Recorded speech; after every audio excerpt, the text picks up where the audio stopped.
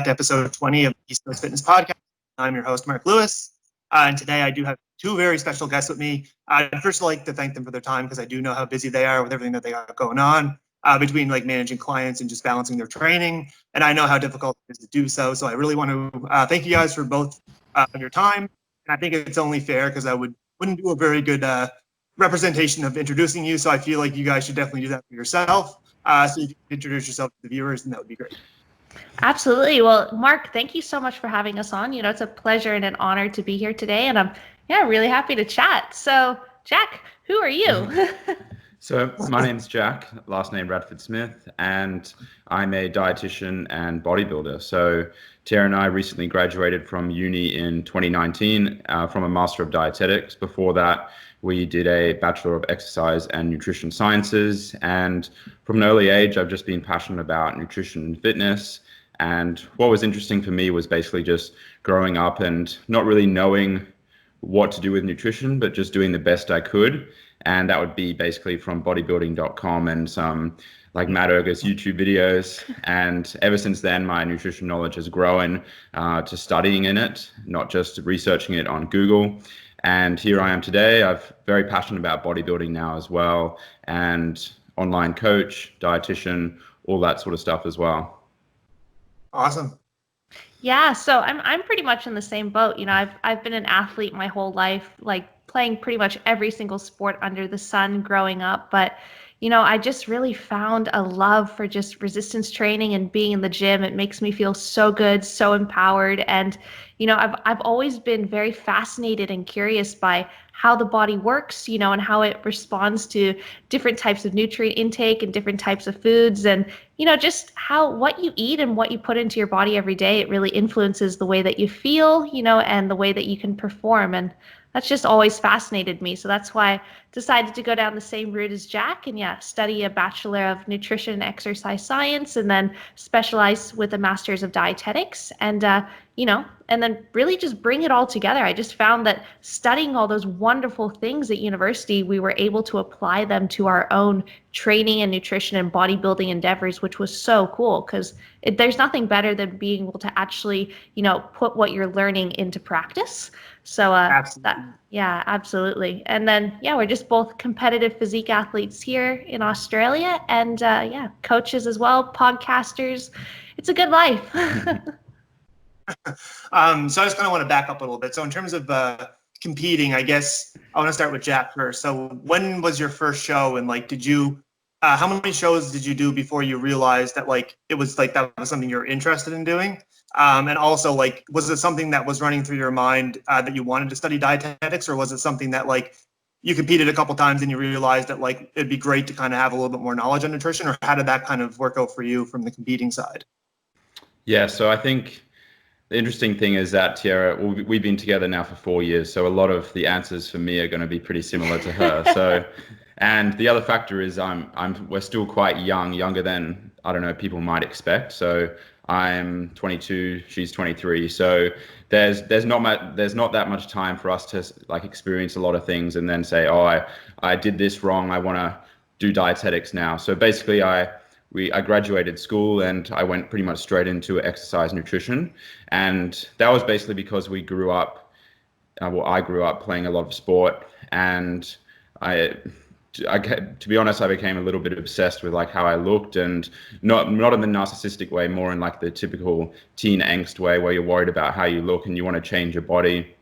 And I played a lot of sport alongside that as well. And I looked to a lot of nutrition options that probably weren't the best, and I ended up restricting myself like without really meaning to. And like I was passionate about my school subjects as well. Like I studied hard, but there was always that nutrition side of things, which I didn't really get to do any of at school, which would kind of suck, to be honest. And going into university, the exercise and nutrition, that allowed me to kind of pursue that avenue, which was really nice. And to get onto the competing side of things, I've been training pretty hard since 2013. probably since 2016 with a lot more knowledge and capability and eating correctly as well. But since 2013, I was in the gym, and that kind of led down that spiral of like wanting to improve my physique and the performance side of things as well. And that led up to about 2017, where I decided to undertake my first preparation, and I competed in 2018. So that was my first ever show, and it's actually the only show I've ever done. I'm about to undertake my second comp prep for season A next year, which will be in around April, June 2021. And so when I competed for the first time, we were actually already in our Master of Dietetics, and that was a bit of a challenge, just studying, doing placement in the hospital, all that sort of stuff. And it was kind of just like a linear sort of events where it just seemed like the right thing to do. Like, I guess dietetics is kind of that step up, almost like going from, I don't know, maybe like a GP, like a general practitioner, to a specialist doctor. Like the dietetics is the credentials you need to work with anyone with chronic disease, work in the hospital as well. And it's just that step up in terms of education and practical application, really. Yeah, so that's one thing I was going to ask was like, did you find that like when you studied the dietetics, like applying that to more of like the bodybuilding or like the athlete field, did you find that like you learned that when you were doing it, like the crossover, or was that something that you kind of like had to apply yourself and say, okay, I'm learning this, but like this is probably how it applies to bodybuilding? Or like, was it like, did you find any like self figuring out things that you had to self figure out, or was it kind of like your master's kind of like encompassed everything and you kind of like learned that as you went, or like how did that work? I think interestingly enough, I think we actually learned the bulk of our knowledge when it comes to nutrition and exercise science when we were actually undergoing our 3-year bachelor degree, because that's when we were actually able to do very specific subjects in advanced exercise phys and sports nutrition and anatomy, all of these different wonderful subjects. But dietetics, it was a 1.5 years long, but it placed a very large emphasis on clinical dietetics, which is actually working in the hospital, which is working with a completely different population of clientele and people that we work with now. So interestingly, I think that we learned the bulk of our knowledge really in the bachelor degree. And then dietetics was an experience, to say the least, but it certainly opened our eyes to, realizing that nutrition, it is more than just the nutrients you eat. So nutrition is a very, very broad topic, and it, health is a lot more than just putting nutrients into your body. Yeah. Yeah. The only thing I'd add to that is, basically, I completely agree that the undergraduate portion, because remember, the undergraduate it's not really application, it's purely learning like you would in school. Or learning about the science of nutrition and exercise, which is really interesting. And that's where you can kind of say, instead of just learning that, okay, eating carbs fills up your glycogen, which is the energy form that you use during exercise, like how does it turn into glycogen? And like, why is that important? How does it deplete? Because like that's the difference between doing a 3-day course in sports nutrition and getting your certificate, and the difference between going to university and kind of understanding the why behind everything. And the dietetics allowed us to put all of that into application, which is where a lot of people struggle actually dealing with patients and clients, because you don't go to a client and describe the reason behind weight loss. You don't go into the science. It's purely about using your own knowledge to help them with it. Mm-hmm. Yeah, absolutely. So I kind of want to move into some nutrition related questions, just because we are limited on time. So in terms of your eating habits, I guess before you studied dietetics to like where you're at now, how did your approach to nutrition change, or like did it change a lot, or was it just some things that you slowly started to realize over time that you started making adjustments to your own diet? Like, was there something that really stood out to you that kind of like opened your eyes up to a certain like way of eating or anything like that? I think the beauty of learning about nutrition science is that it really allows you to come full circle, because you're able to escape from that mindset of right and wrong, good and bad foods, cutting out whole food groups, those kind of things, because, you're sitting in lecture classes listening to these professors, right? And they're teaching you this actual science behind the food that you're eating. It really helps you develop a grasp and an understanding, and you truly understand that man, food isn't the devil. There's no bad foods out there. Everything, like nothing's really going to kill me unless it's like a poisonous mushroom or something, or if I'm allergic to nuts.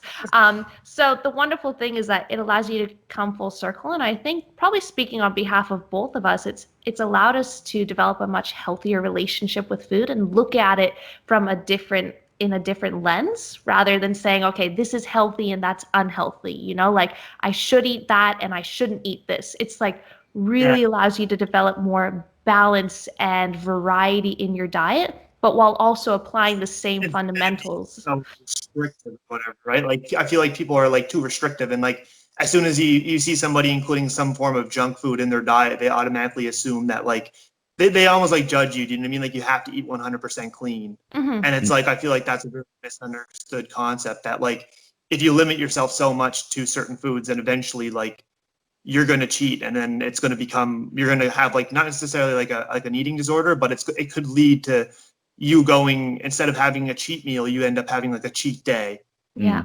Instead of just to allow yourself like a little bit more freedom within your diet. Like I think from like an adherence standpoint, I think that's like the most important thing, right? Yeah, definitely. You come to understand that the only bad thing about food is your relationship with that food, and that's the other thing. When you understand all the baseline, fundamentals, all the nitty gritty things like within your food, right? Jack and I now have a really difficult time actually saying, well, what is a bad food, because when you break it down, it might have components of like various different nutrients that are in other foods that you would deem to be good. So it's like, well, what the heck is making this so inherently bad? But yeah, it's still about applying those fundamentals of still understanding, okay, I should be eating, for the most part, a wholesome diet, getting a lot of plants into my daily intake, and also, of course, getting lean protein sources, meeting your micronutrient needs, and just, evenly distributing your macronutrients across the day. So once you're able to apply those fundamentals, man, it's very freeing to just have a much more come full circle and have a good relationship with it. Yeah, I'd imagine it'd be pretty rewarding. Like once you start to understand, and like once it starts coming full circle, I'd imagine it just like would be mind blowing. I feel like to learn and to be like, oh, I completely understand this, because I know like when finally something like clicks with you, it's amazing. And like once you're able to kind of like get past that point where it's like that sticking point for you, it's like it just kind of comes full circle. I'd imagine how like rewarding that would be. Do you know what I mean? Yeah. So that kind of leads me into my next question in terms of like foods. Is there like they talk about superfoods or whatever? So would there be any foods that you feel that are like overrated, or do you feel like there's any foods that are like underrated that might belong on like a superfood list, or like foods that people don't talk about enough? Is there any ones that come to mind? This is a funny question. We were actually talking about it this morning. I actually think that sweet potatoes are pretty overrated. Like, and that's not to say that sweet potatoes are unhealthy in any sense. Of course, they have great nutrition in them. A good amount of carbohydrates, beta carotene, good amount of fiber. But I think people really put sweet potatoes on a pedestal over like oats and wholemeal flour, rice, well over white potatoes. Like they're a great food, but they're no better than any other real carbohydrate and nutrient containing food, I think. So that's my overrated food. Everyone's just always eating sweet potatoes. Yeah, I think. Yeah. Go ahead. Yeah. No, go ahead. Go ahead. You can go ahead. Yeah, so the definition of a superfood is basically that it contains a very large quantity in one specific nutrient. So, and that's kind of its downfall as well, because you're not going to be healthy just from eating an abundance of one nutrient. So Absolutely. if there was a food that contained like, especially things like B12, folate, iron, calcium, vitamin D, all of those nutrients that people are commonly deficient in, like that would be a superfood. But there's no one food that does that yet, unless they like genetically engineer something. And so like that would be my answer if there was one. But I would actually say the opposite to Tyarra, in that white potato is my underrated food because a lot of people give white potato flack because it's often associated with chips and fries, that sort of stuff. But it's nothing magical in terms of its nutrient properties. It's quite average actually, but it's like very satiating. especially if you consume it with the skin. It has an abundance of fiber as well. So there's my answer is more just to say that there's nothing wrong with the white potato, and it's very satiating, especially for dieting and stuff like that as well. Yeah, I think people are a bit racist with the color, to be honest. I think because a potato is white, they associate that with like refined white bread or white pasta or white rice, when it's simply just the color of the food. But like potatoes, yeah, they're completely, they're very, very low processed, minimally processed, if not no processed food. If you just, get a potato and just put it in the oven and bake it, it's amazing. So it's funny that you mentioned that, because like for me, that was one of the major things I switched to my diet. Was just like right now I'm actually currently gradually losing weight, so I'm trying to like I kind of reached the peak of my bulk, and like I don't know if you ever feel like to the point where you're preparing for a show, but you just don't know where the show is going to be, but you kind of like bulk too far. So it was like, well, do I do a mini cut or do I do like a gradual like weight loss? So I chose to obviously do more of a gradual weight loss. But I found that like if I eat something like white rice, it just completely goes through me. Like I don't feel any type of like fullness. Like if you put it in stir fry and like add vegetables, like you might have something a little bit more like nutritious, a little bit more filling. So honestly, I started eating more white potatoes, and I just found that like you can buy these like little mini white potatoes, or like Little Potato Company, I think they are, and they're absolutely awesome. I don't know if you've ever tried an air fryer before, but all you do is you slice them up and you put them in the air fryer, and it literally like tastes like a cheat meal. Like it's like you put a little bit of spice on it, and it's like it's way more like satisfying than eating rice. And I found that like being on like a lower calorie, like I'm in a slight deficit. I wouldn't say I'm probably losing on average about a pound a week is what my goal was. But yeah, anyways, like I found that was one of the biggest. So it's funny that you mentioned white potatoes, because I just didn't really see the sense of buying sweet potatoes. They're just so much more expensive. For what you, and just from like a nutrition and not even standpoint. expensive. Like I find that you can get a much larger volume of food if you eat white potatoes, or if you eat something like oats, like per calorie and also per gram of carbohydrate. Man, sweet potatoes are dense, so like you can definitely get more bang from your buck actually eating other foods. Yeah, they're like way more filling for me, for sure. Like I just find I feel better when I'm eating them. It gives me like more energy too. I find like rice, I digest it really well. White rice, I normally eat a lot of jasmine rice, is probably like my go-to. I've tried like white rice and everything. I found that I can't stick to it. So jasmine rice has been my go-to. But ever since I started eating more potatoes, that was like my number one thing that I'm on right now. Every freaking day I got the air fryer going, and I'm cooking potatoes up with every single meal that I can. Amazing. Yeah. So in terms of so my next thing that I kind of want to talk about is from going from an off season to a contest prep. Was there anything that so I kind of heard like the idea of that, like your diet shouldn't really change too much from an off to a contest prep.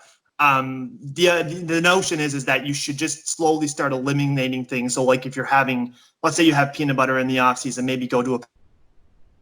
So do you guys find that you guys just pick more nutritious based foods when you're in the off season, or when you're transitioning from the show? Like how does your nutrition change from being in an off season to being into a contest prep? Yeah, so I'll let Jack take the floor. I think it's quite different for both of us, just because we both have very different caloric intakes.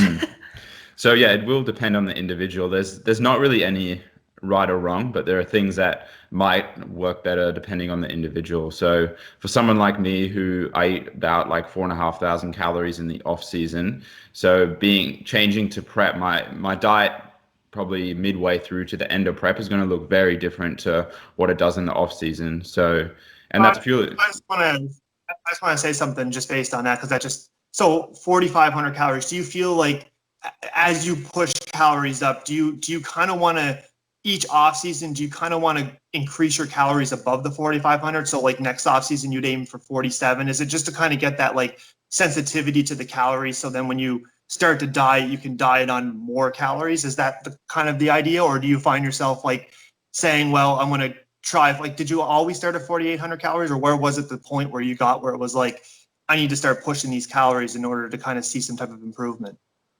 So ultimately The quick short answer is no. That's not really how we think about it. So the way we think about calories is that you are where you are basically, and it's very genetically defined, and also depends on your activity as well. Like I'm a fairly active person, and on top of that, my genetics are very favorable for my metabolic rate, if you want to call it that. So it doesn't really matter. It's also in accordance to my body weight as well. The higher I push my body weight, the higher my calories are going to be. But it's not my goal to optimize my metabolism every off season to get more than like 4,500. Because I'm already doing the correct things anyway. Like I'm not doing very quick amounts of weight gain, which isn't that favorable. So yeah, the short answer is no. But if a client came to us and they weren't eating much, then that would certainly be a coaching goal for us to try and build up their metabolism as much as possible, because there's basically, just very quickly, there's something called energy availability, which is basically the amount of food you eat per kilo of body weight or per pound. And we kind of want to get our clients to reach a certain cutoff mark before they start prep. Because if they're eating like, let's say 30 kilocalories per kilo of body weight, when they start, that's exactly right. Yeah. So do you find that, like, based on people like saying what they eat, do you come across a lot of people who think that they're eating a lot that really aren't eating what they think they are? Because I feel like a lot of people are like, well, I can't really eat any more than I'm eating. And then you like look at their eating habits, and they eat breakfast and they eat like a small lunch, and then they might eat a huge dinner. And just because they eat that huge dinner, they think that they're consuming so many calories, but really they're only having 3 meals a day, and their calories might be like 2,500, let's say. Do you run across that a lot? People thinking that they're eating a lot when they're really not eating a lot? Yeah, definitely. It's definitely going to change between people, but most certainly some people just get satiated on a small amount of food. But you also have to do, a detailed dietary recall with them and really understand, well, where are their calories coming from? And sometimes people, especially like in the depths of their off season, they're still implementing, nutritional strategies and doing things to their food to manipulate it that they would perhaps deep into a prep or deep into a dieting phase. So if someone's like, man, I'm just so full after breakfast, I couldn't eat any more oats. But like, if they're not actually eating oats, if they're more eating like zucchini soup, they're having like 20 grams of oats and 300 grams of zucchini in their oats. It's like, okay, like, you're in your off season right now. Maybe let's omit the zucchini and eat some more actual oats, right? Or people who, they're constantly filling themselves up on like diet drinks and diet jellies and stuff. It's like, that's taking up space in their stomach. And if that's stopping them from consuming more actual nutrition, right, then you can definitely have a chat with them about that and, make some adjustments to their diet or make recommendations. Yeah. No, go ahead. I didn't really have anything worthwhile to say. You can ask. So in terms, I know that like based on like the traditional bodybuilding diet, let's say like, so to speak, just to like a hypothetical bodybuilding diet where you eat chicken and rice, like do you feel that like when you're dieting on such low calories, I find that it's hard. Do you find it's easier to get those like high volume nutritional foods in? Because I think during the off season, it's like, from my experiences, it's like during the off season, you basically want to like try to get very high caloric dense foods in, like things like oats, things like not necessarily peanut butter, but like things that are high in fat. And it's like, where does greens fit in that occasion? Because if you add spinach or lettuce or any type of like vegetable or fruit or anything, like they're very low in calories. So for someone that's like trying to up their calories, how do you find a good balance between like upping calories while maintaining like a good micronutrient profile as well?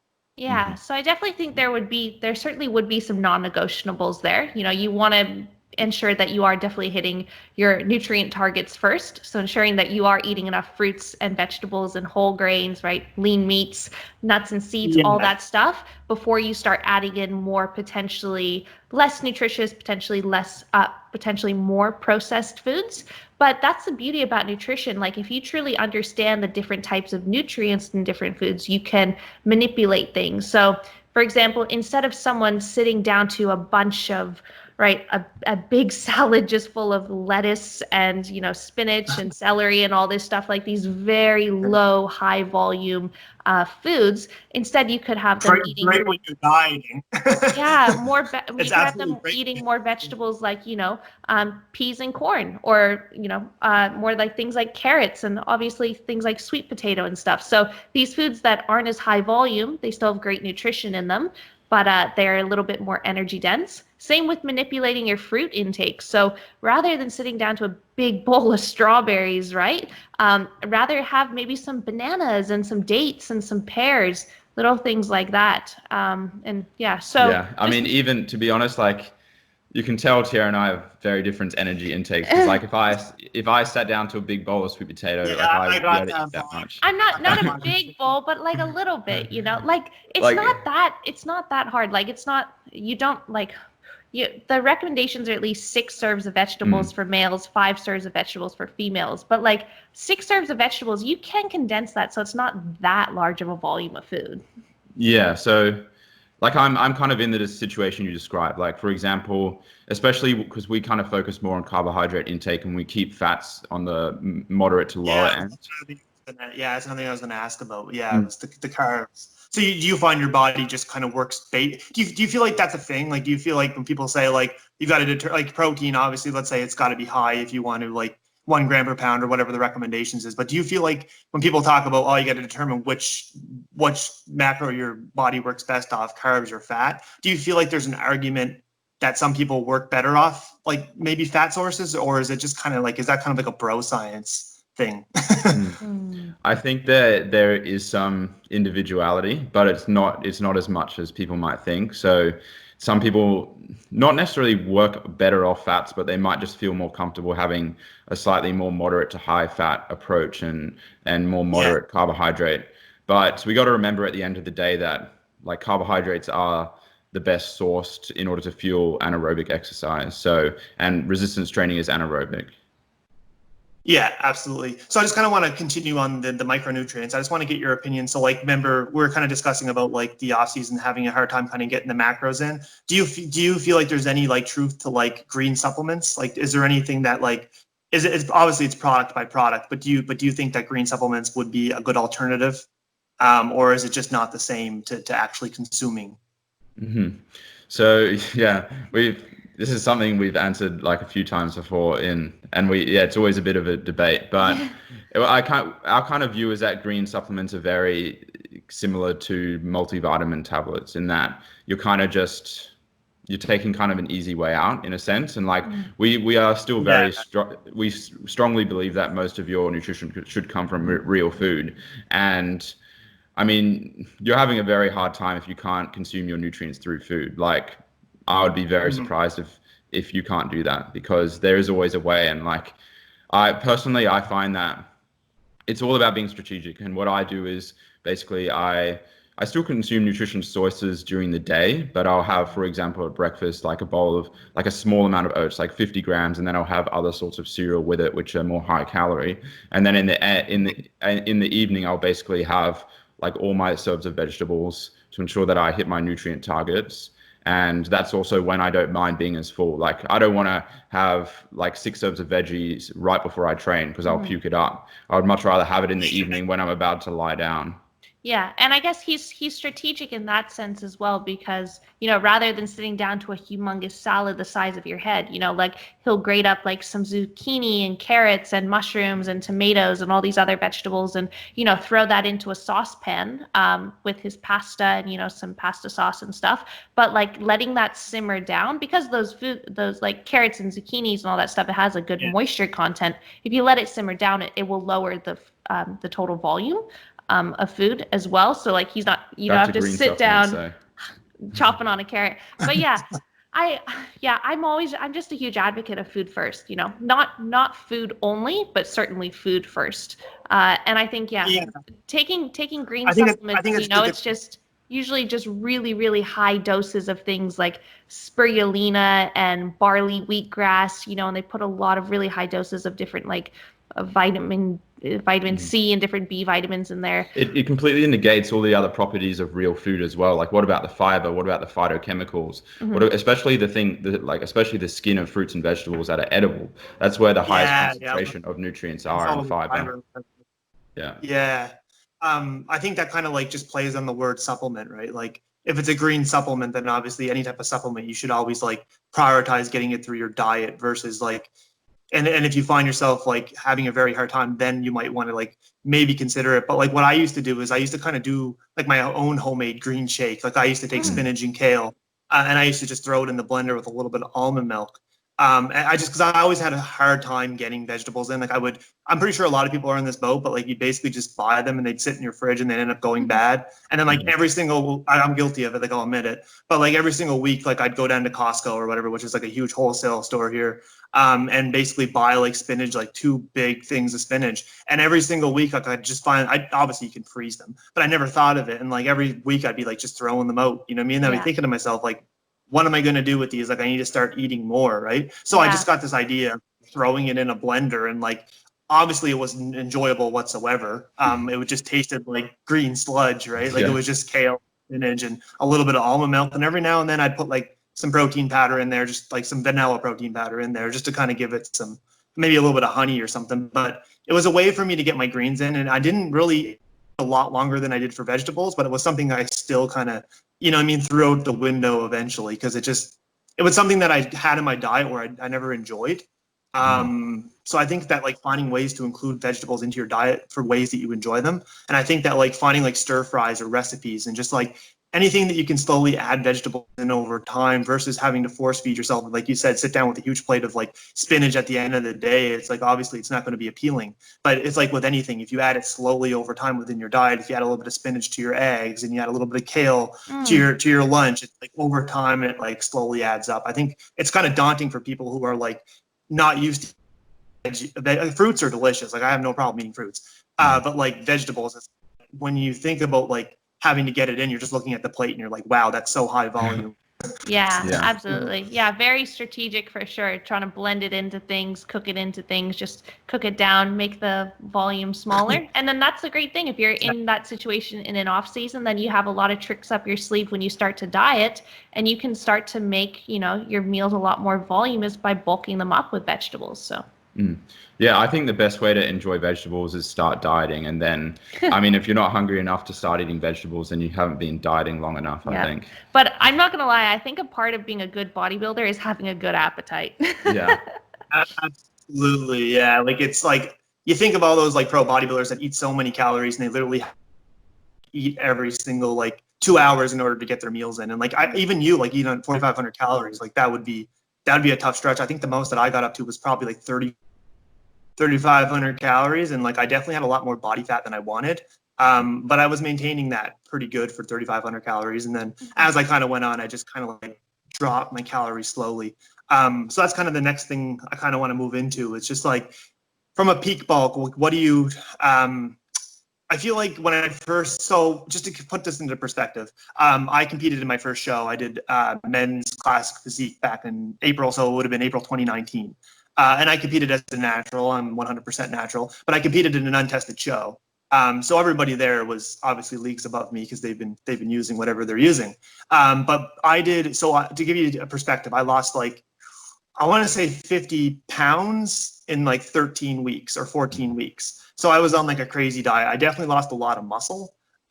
So coming from like somebody who might be using a little bit of whatever they're using, I feel like that might be a little bit more possible. But based on being natural, how different do you think, obviously you can't speak for people who are using, but how different do you think a contest prep is in length from somebody who's natural? Like how much more does it take to prepare? So let's assume somebody is at their peak bulk, whatever that is, and they want to prepare for a show. Like how much time would you say is the most optimal to be able to preserve that muscle and to not have to do basically what I did, which was like 2 hours of cardio a day, eating basically green beans, spinach, and chicken.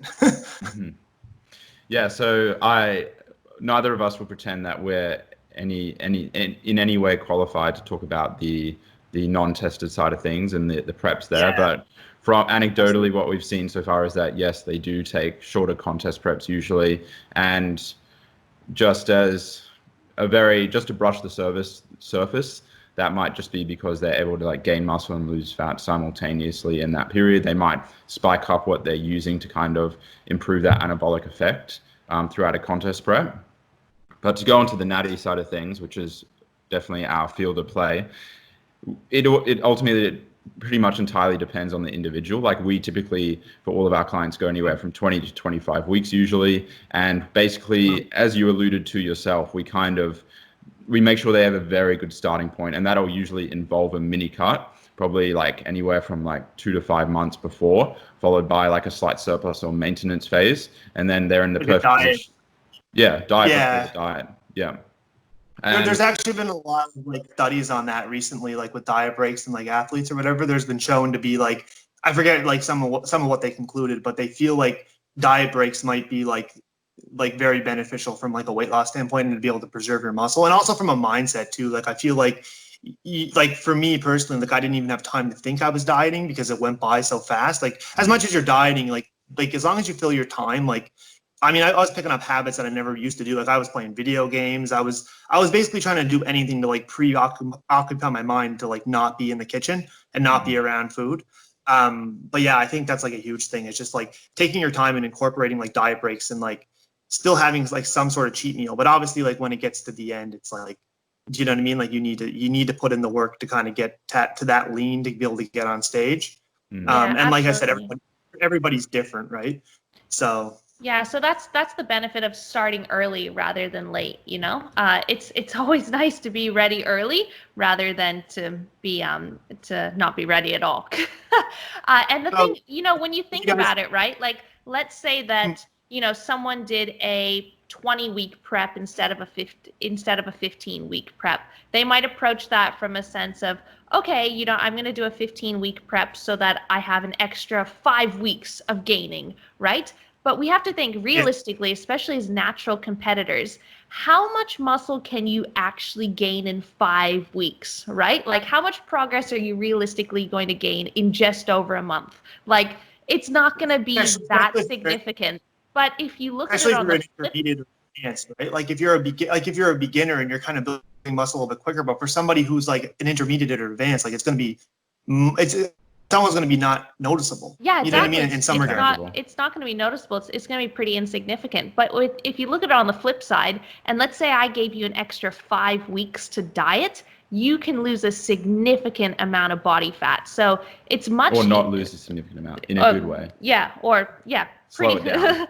Pretty much. It's always more favorable, right, to have more time rather than less time. And the great thing is that if you start 20, 25 weeks out, right, you do have more time up your sleeve to implement diet breaks, to implement high carbohydrate days, right? Just make the prep as enjoyable and as easy as possible in a sense, right? It's still going to be tough, but you don't have to take any crazy, drastic, super aggressive protocols that just run someone into the ground.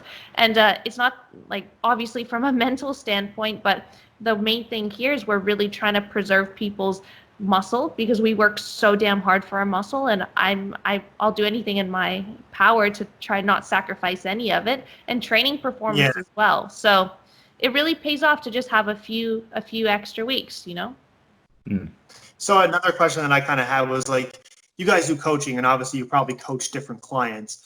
So Jack would coach, like, do you coach more bodybuilding related clients? And then Tyarra, you'd probably coach, is it bikini or figure? Is that kind of like your, so we work with a whole range of clients. Yeah, certainly physique competitors, but a lot of lifestyle clients too. Pretty much anyone that just has health and fitness related goals.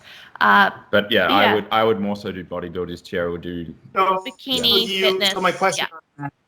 So my question on that is, do you find there's any differences from a bodybuilder? So Jack being someone who prepares somebody for a bodybuilding show versus you who prepares somebody for a bikini contest. Do you feel like there's more time required for a bodybuilding show, or do you feel like it's an equal amount of time? Or like, I guess, like, how does the preps differ from like the time required? Is there like a difference there, or is it kind of just obviously it's going to be based on the person because everybody's genetics is different and everybody's at a different starting point, and they could be their fourth show or first show. But like generally speaking, is it kind of harder to get somebody ready for a bodybuilding, or like how does that differ, I guess, or does it? So the same principles apply for all of them. So you basically want to retain as much muscle as possible, and basically keep up training performance and get lean enough. And that's basically where it also differs as well. So for example, especially in the federations we work with, like ICN, which is pretty unique to Australia and a few other countries, bikini is nowhere near as lean as bodybuilding. So they might still do a 20 to 25 week prep for bikini, but it's going to be a lot slower. They might have a higher body fat starting point compared to a bodybuilder who needs to start at a lower body fat and get to a much lower body fat as well. So to be honest, that's really the main differences. Like in bikini, you still want to... The amount of body fat that you have to get down in order to get to the stage, because you're being compared with other people, and if somebody, that makes 100% sense. So in terms of like, since we're on the topic of like competing, so in terms of like posing, how obviously it's extremely important, but from a posing standpoint, like how important I feel like a lot of people neglect it in the off season. And that I know personally for me, it's like I told myself after my first show, like this is 100% something I need to work on, and I'm going to do it in the off season. But it's so hard mentally to once you start putting on the weight, like it looks good at first, and then you realize like I can't, like it gets to the point where like it's not the same. I remember like looking at pictures of myself when I was lean, and I was like, man, posing would be so fun if I was that lean. But like it takes like so much out of you. So it's like, how do you, in terms of like your personal, not necessarily dealing with clients, but like your personal schedules, like do you find yourself like, how much posing do you do in the off season, or is there any type of posing like that you need to work on, or like how does that work for both of you, I guess? Yeah, so it's good that we usually take progress photos of each other probably on average every single week, I'd say. And we always go through, we call them the rounds. So like the rounds of posing, your different poses. So that certainly holds us accountable to always getting into that position every single week, and actually doing that shot. So that certainly helps. Also just having clients, actually, because we both, like, of course, as coaches, we're helping clients every single week with their posing themselves. And in order to actually teach someone how to pose, usually you need to practice the posing too. And then I'd say right now I'm doing, because we're both competing season A next year. And then right now I'm getting lessons from start in October. Is that when you guys are? Yeah, that's right. Yeah. So right now I'm getting professional lessons from an IFBB Bikini Pro competitor. So I'm meeting up with her fortnightly and then practicing between seeing her. And that's well out from the show next year. But man, posing, I totally understand. Once your physique starts to change, you put more body fat on, you're not as motivated to strip down, get in front of the mirror and check yourself out. I don't think it's necessary to do it a lot in the off season. I think because at a higher body fat, the poses will just be different to when you're lower body fat. Like for example, it's uncomfortable for me right now to get into something like a side tricep or things like a crab pose. And it's just going to look completely different. And like my foot stance might change, the way I hold my tricep when I don't have as much fat like on my waist or on my arm. So I would say just practice it a lot in prep so that you'll become an expert at it. And the big thing is once you do it once, like you'll have that muscle memory. Like my posing now is miles better than before I started my first prep. And that's just because I've done a prep before. Yeah, and another thing is you're practicing too often in the off season as well. Like Jack said, like the poses, you might develop some bad habits, like start twisting your bodies and you're twisting your body in a different way to try to make it look better, which is something you wouldn't normally do if you didn't have that body fat in that area during prep. Yeah, I remember like I did my first show there, like I was doing like, as the contest got like, when I first started, it was like the double bicep for me, like was a pretty decent pose, like I thought, right? Like when I was bulked up and I had like pretty decent sized arms. And then like, as I kind of got down to the show, I realized over time, like I was like, my front double bicep changed completely. Like I lost a lot of size on my arms. And I found that like, it was very deceiving when you were hitting hitting poses when you're first starting your prep to where you were with your prep. So now that I kind of have an idea, like, so that's kind of transitioning now into my next point with like weak points. I find that like when you've got so much like body fat on, everybody stores body fat differently, so to speak. But do you feel like it's very hard to kind of pinpoint weak points when you're in an off season? Or do you feel like it's a good opportunity to kind of like address that when you get so lean where you can kind of notice those weak points? So how do you feel about that in terms of just like being able to pinpoint weak points? I think it's harder in the off season. It definitely, certainly, I think having more body fat on you, it would be more difficult to pinpoint a weak point. And I actually wrote an Instagram caption on this recently about how, you know, when you actually diet down for a show, it really does showcase your strengths, but it certainly does reveal your weaknesses as well, right? So you might realize like, man, I've got a tiny waist, or wow, I've actually got some pretty great cap delts, but you're like, oh no, like my lower back's pretty underdeveloped, right? Or like my quads are actually pretty underdeveloped once I take the body fat off. So yeah, it's tough. And that's why I think it's like you learn so much going through a prep and actually getting lean in the first place, because you realize your strengths, but you also realize, okay, cool, I'm a bit underdeveloped in this area once I strip everything back. So then I can put a real emphasis on building that up during my improvement season.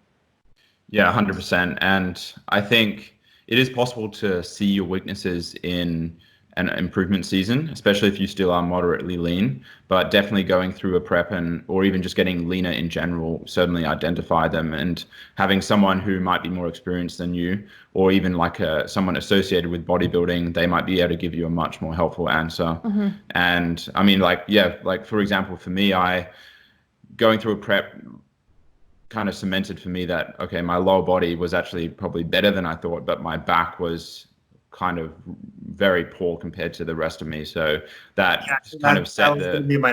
That was really my next question, was like weak points that you kind of like notice. Like, is there any type of, for both of you, is there any type of weak points that you guys are trying to bring up? And if so, like, how did you I kind of want to move more into kind of like training, I guess, now. But it's like, how did you kind of like deal with those weak points to the point where it was like, and I guess the big question is, have you noticed any improvement from putting the time into those? Yeah, you? So I had a pretty rough journey, to be honest. Like after my prep, my back was by far my weakest point. And you had to get surgery or something, didn't you? Thank God, no. No, thankfully not surgery, but I was considering it, but I basically had 8 months off training any like compound lifts due to a back injury and it turned into like a mental kind of issue as well. Like the pain, I don't know if you know much about pain science, but it's quite complicated. And I basically tricked myself into thinking my back was still injured when it's not. So that's why it turned into like almost a year issue really. And however, since then I kind of bounced back very quickly.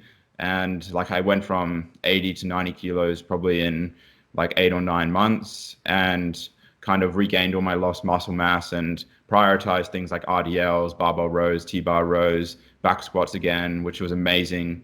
And yeah, I've made very good improvements, just focusing on more volume for my back. So prioritizing more volume to my posterior chain and really focusing on those bigger lifts, such as like the RDLs, really getting stronger at them because ultimately, I think in order to really get a good posterior chain, you need something like a solid hip hinge. Like try doing row and leg curl, and I don't think you're going to be getting a posterior chain to rival the top bodybuilders.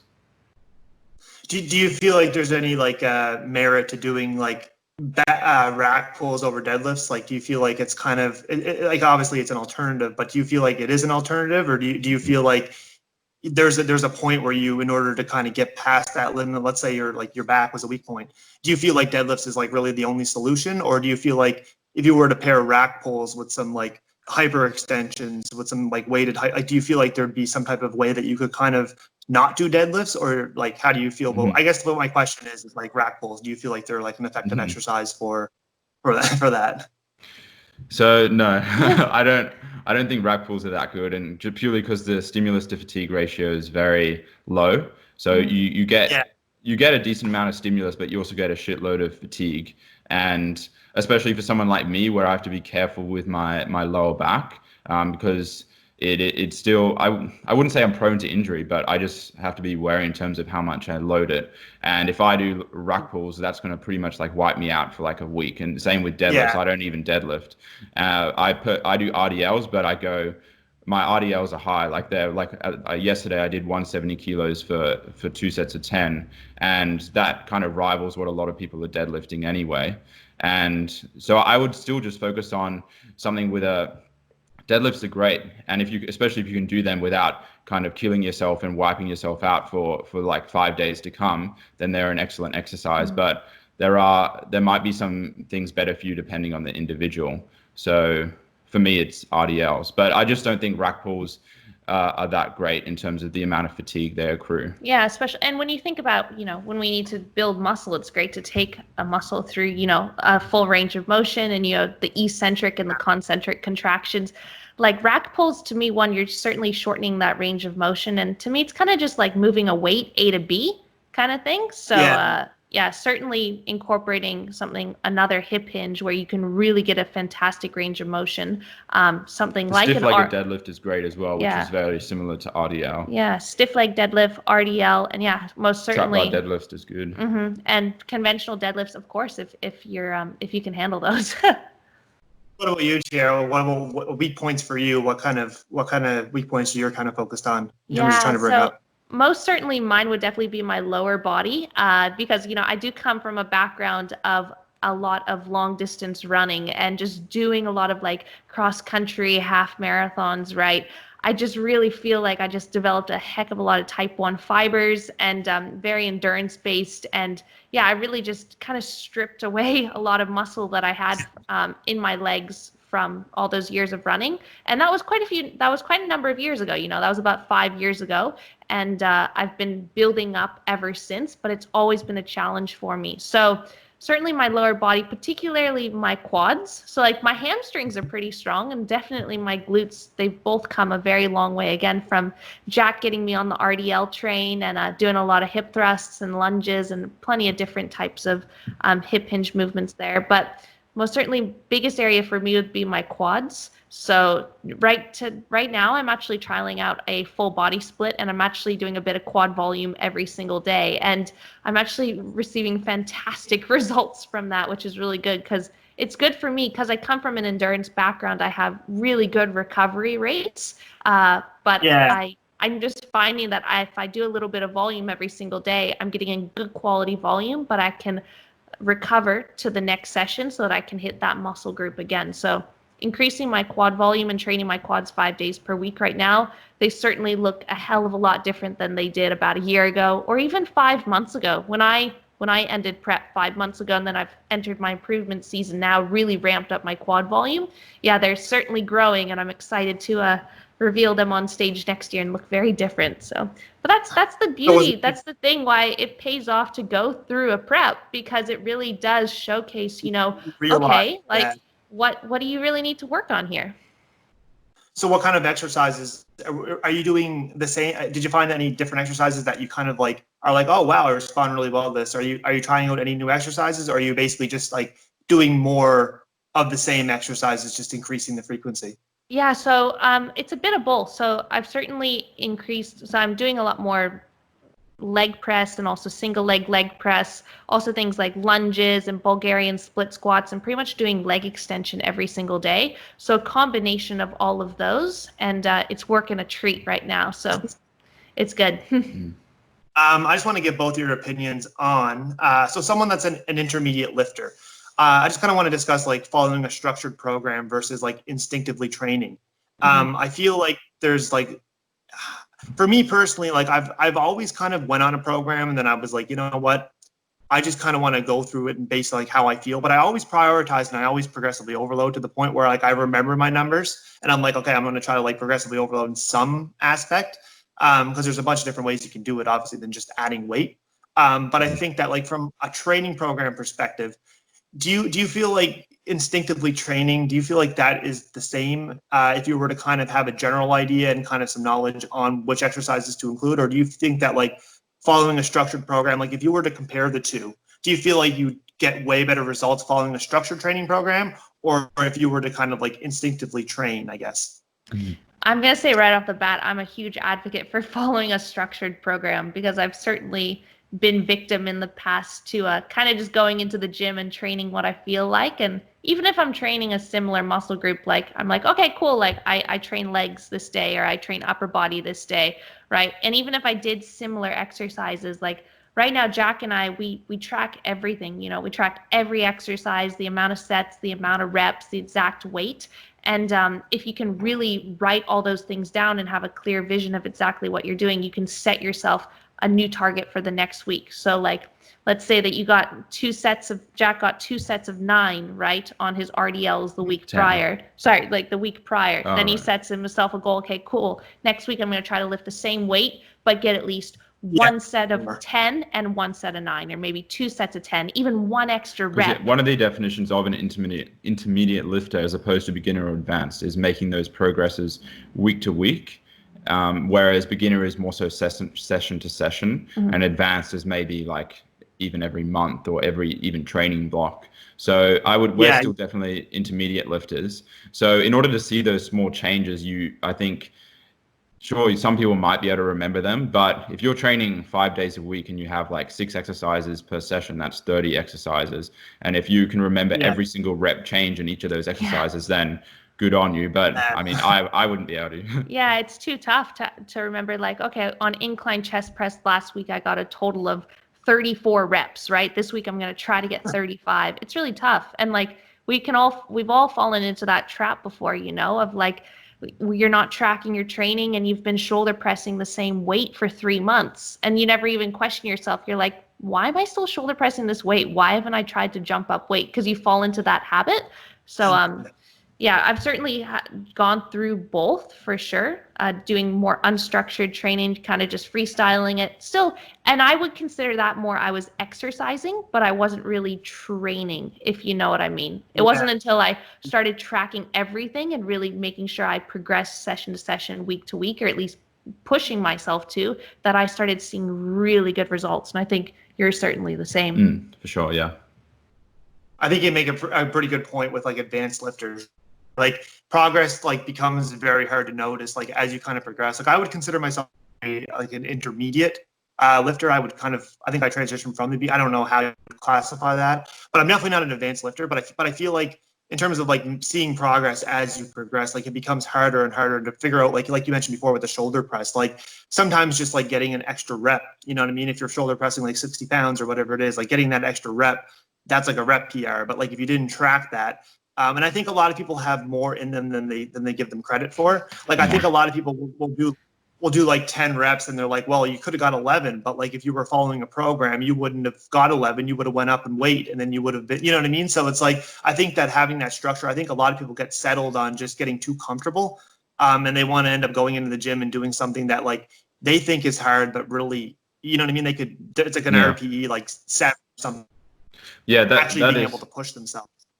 I think that's one of the benefits of a program, though, is that if you force yourself to go up in, let's say you have a rep range of 8 to 10 and then you go up after 10, it's forcing you to increase your intensity. Because if you do an 8-week training block, then let's say you're doing dumbbell press 30 kilos, then you're going to go 8, 9, 10 for the first 3 weeks, then 32.5, 8, 9, 10, that's 6 weeks. And then, of course, it's going to get harder. So if you're someone who isn't tracking, then you might stay on the same weight because you feel it's getting harder, but the program forces you to increase the intensity. Yeah. So I understand you guys are short for time, so I just kind of want to ask one more question, and then I'll kind of let you guys go. So in terms of like doing the twice per day training, I see that I used to do that as well. Like I think it's like people who really love the gym who just want to be in it. But there's someone that I really follow online. He used to be my old coach, actually. And he is like a scientific coach as well. Like he puts a lot of time into like educating himself on different subjects. But like in terms of twice a day training, do you feel like there is any benefit for twice a day training? Or do you feel like it's just kind of overkill and that you should kind of focus on putting your volume all in one session? So like given the fact that like people, let's say you have the time, because I understand time is a huge commitment and obviously people can't get to the gym twice a day like that. Some people can't even get to the gym once a day. Yeah. But do you feel like if everything was in your favor and you're able to get to the gym twice a day, do you feel like it would be an optimal approach?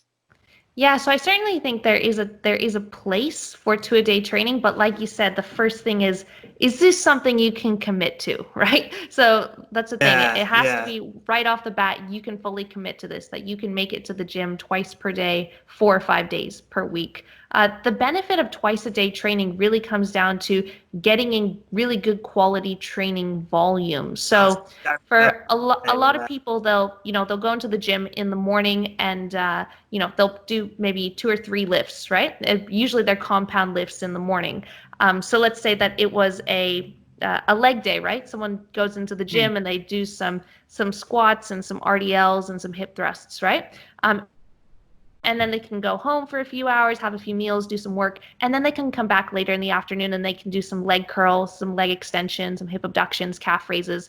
Because we all know, like, when you're doing a big workout, right? Like, sometimes when you get to those more accessory exercises at the end, you're just like freaking fried, right? You're pretty Yeah, fatigued. like abs something to me. Like if you like, I've always been guilty. Like I feel like my weak point was abs and core. And I did get lean, but they weren't popping the way that I thought. And then I thought back to my ab training, and I was thinking, you know what? I'm just throwing it on at the end of every single session, right? So I think that from like a 2-a-day training, I think you make a really good point that like I think it increases like the quality like of your reps. If you were to go back to you, so assuming you do like a push workout, you know what I mean, and you do like in the morning and then you go back and you do a little bit of triceps and shoulders. I think that as long as, and that's another thing, is I think that proper nutrition, like making sure that you're planning your meals like that, I feel like that's when proper nutrition comes in even more of an importance, because in order to train that much, you need to have the calories to do so.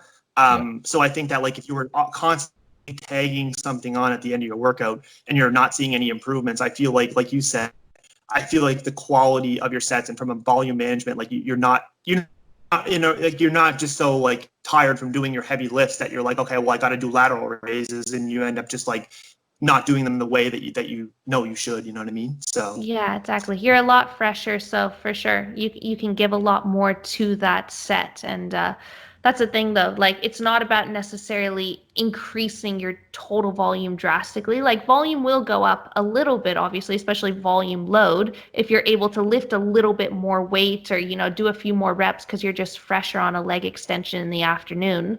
But you don't want to use it as an not an excuse, but a reason to, I'm going to do two workouts a day, right? Because then you're really going to yeah, run yourself into the ground. But yeah, it's got a time and a place, but it really depends on your lifestyle. It depends on your commitment levels, and it's not going to be drastically superior to just training once a day. But if it's done correctly over a long period of time, it might give you that extra edge, that extra advantage to keep progressing a little bit faster. But neither Jack or I have actually tried twice-a-day training before. We might in the future, but we haven't tried it yet. Yeah, yeah, I don't have much to add to that, really. The only thing I'd say is a lot of people think it might be a nice idea, but for example, if they do twice-a-day training and then they train in the evening in order to get that second session in, and then it ends up interrupting their sleep, like they might get like 1 to 2 less hours of sleep.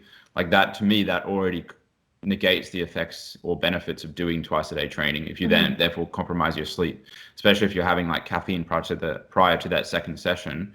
Then that's what I found myself getting into. I'd be so wired after the second session. Like I at first I was questioning my energy levels, and I was like, well, you know what, I'll give it a try. And honestly, I felt like my energy levels improved. Just like during the day, like it was because you're so excited to do it, right? So I found for the first little bit it was good because you were like, oh, you're excited. But like I did find that myself as well, that like it was very hard to wind down at the end of the night, because like I would always save my pre-workout for the second session, because I wanted to, because the first session was no problem because I was like, well, I'm going to the gym just like I normally would, right? But there was a second session where I found I needed that little extra, like I couldn't be going home and sitting on the couch all day. Like I needed something like to motivate me to go. So the pre-workout, and then like sleeping, it just kind of like I was up extremely late and then had to train again. So I felt like I was doing nothing but like training, and then it got to the point where it was like I'm just not going to do this anymore. Like I didn't see the benefit. You know what I mean? Like it just was interrupting the rest of my life. And obviously everybody has other things to do as well. So Yeah, it's like, exactly. When you think about how much time it takes to get prepared for the gym, a lot of people have to spend time driving to the gym, walking to the gym, right? Like it would take up, like going to the gym once during the day takes up enough time itself. So taking like going twice plus trying to have a job, have a family, have a social life, like it's tough. So I'd certainly say it's definitely wouldn't be for like a beginner trainee, maybe not even a novice trainee. You know, it's really for like someone who like bodybuilding might be their career or something, or they're a top level athlete, right? Like this matters so much to them. It's not just a hobby kind of thing. Yeah. I can tell you the number one thing that I noticed when I did twice a day training was my laundry bin got taller. Every day I'd be like, where is it? Like, why am I going through all these different gym clothes, right? Like I found myself just constantly always doing laundry. I was like, oh man, this is because I always like, I got to put a new outfit on every time I go to the gym, right? I don't want people to like think that I just like slept here and woke up and like, here I am for my second session. Like I felt like I needed to be fresh. So I'd like get like a quick shower, change my clothes. Next thing you know, like I'm there at the gym, and then I look at my laundry bin. I'm like, oh my God, I was doing weekly laundry and now I got to do laundry every 3 days. Yeah, so, we're the same. Our laundry is legit just active wear. Yeah, it's absolutely horrible. That's probably like my number one pet peeve is laundry. I don't mind doing dishes. I don't mind doing none of that stuff. But like laundry, I'm telling you, it's just like something I always regret and I put off to the last minute. And then I'm like, why do I do this to myself every single time? Yeah. So just one closing question. So I guess it's kind of tricky to answer, but so each one of you can answer it. So like, where do you see yourself in 10 years? So in terms of like being closer to your goals, or like what kind of goals do you have for yourself in 10 years? Do you plan on like business wise or personal wise or just anything? Like, where do you see yourself in 10 years? Cool. So, yeah, I mean, in terms of my own goals, like I would hope that I'm a pro bodybuilder by then in the federations here. And that's my main career goal, really, like just continue, not career goals, personal goal. And in terms of bodybuilding, just continuing to progress with that, avoid injury, which I hate getting injured, and yeah, continuing to work hard and become a pro, and enjoy it in the process, of course, as well. In terms of career, I'd love to just be like in a more advanced stage of where we are now. So the bodybuilding dietitians having expanded a lot, having multiple clients, competing in different areas of the world, really narrowing down on that bodybuilding focus and helping competitors who really want to bring themselves to the next level. And yeah, making them win competitions, basically. Yeah, I'm the exact same. I like in the next 10 years for sure, I really want to be pretty much traveling the world as a professional athlete and competing worldwide and having a team TBD and traveling around the world with them and actually being able to travel and go to shows with different competitors. And it would be freaking phenomenal. But absolutely 10 years, there's a lot that's going to happen in the next 10 years. A long time. Yeah. Hopefully have a house on the beach too with 2 border collies. That's always a goal too. And do you feel like social media, just like, not to get too in depth with this, but do you feel like social media kind of like I feel like there's like, I think it was not Jay Cutler, but it was one of those bodybuilders, and it's like back in the day you used to get magazine deals or whatever. But do you feel like social media, being a bodybuilder or being an athlete, in order to be successful and make an income, so to speak, do you feel like you have to have a social media? Like you can't, let's be honest, there's absolutely no money in competing unless you're the top level athlete, right? Yeah. So do you feel like in order to kind of get there, do you feel like you kind of have to put more emphasis on like social media? And I feel like when you start doing that, like being a content creator myself, like you start to not, it becomes harder to get to the gym to do your workouts because you're so worried about content. So I guess what my final thing is do you find that like your social media almost takes precedence sometimes to kind of get yourself to where you need to be, and then once you get there, you're just kind of, you got there and you're kind of good? Like, what's your thoughts on that? I wouldn't say it takes precedence, but I would say that it's certainly a wonderful tool that has helped us connect with so many people worldwide. You know, having a podcast for sure. It's incredible the reach that we've been able to, gain and just be able to really connect with people all over the globe and really help various people. So, and same goes with Instagram as well. It's such a wonderful way to connect and educate and ultimately, yeah, we're not. it's our business model as well. Like we don't get clients from like GPs or from like, I don't other forms that's not social media. Like social media and the podcast is purely our way of getting clients. So if we didn't have that, we would be in trouble. Like we wouldn't have any clients really. Yeah, I feel the same way. Like I put a lot more. I almost say that I had to put more time into social media over my, you know what I mean? There was times where I went to the gym where it was like, I've got to film a workout, and then like I got to go back to work out. So it's like, because like you forget when you're doing it, you're like, okay, well, I'm gonna film my workout, film your sets, and like being a solo creator, like I don't really have anybody sitting and manning the camera, so like I have to like find the tripod, set it up, and like by the time I set the tripod up and like make sure I'm not getting anyone in the shot, it's like my workout just like gets impacted by it. But like not being able to put that content out, then nobody will really know my message or know what I stand for. So it's like a balance between being able to like put out really good content, put out content you believe in, taking the time to do it, but also finding time to like put the work in yourself. Like you gotta like be who you want to be, in the sense of like, in order for you to be someone like that someone looks up to, you've gotta you have to have your own goals. You have to prioritize your own goals. And there comes a point where it's like, okay, I kind of got to put the camera down for a little bit and focus on myself. And I think that once you do, more people almost like start to gravitate. Because I know when I took a little bit of a break from like social media and stuff, I found that once I kind of got back into it a little bit, I found that more people started to like notice, I guess. And it was weird because when I was going like full tilt, it was like, why am I not getting views? Why am I not, you know what I mean? But then once I took a break and started going back, I'm like, okay, why are people viewing me now? And so it's like, it was just kind of funny how it worked. So I just kind of wanted to end on. It's just it's a bit of hit and miss, you know, but it can be frustrating like that. It just takes practice, you know.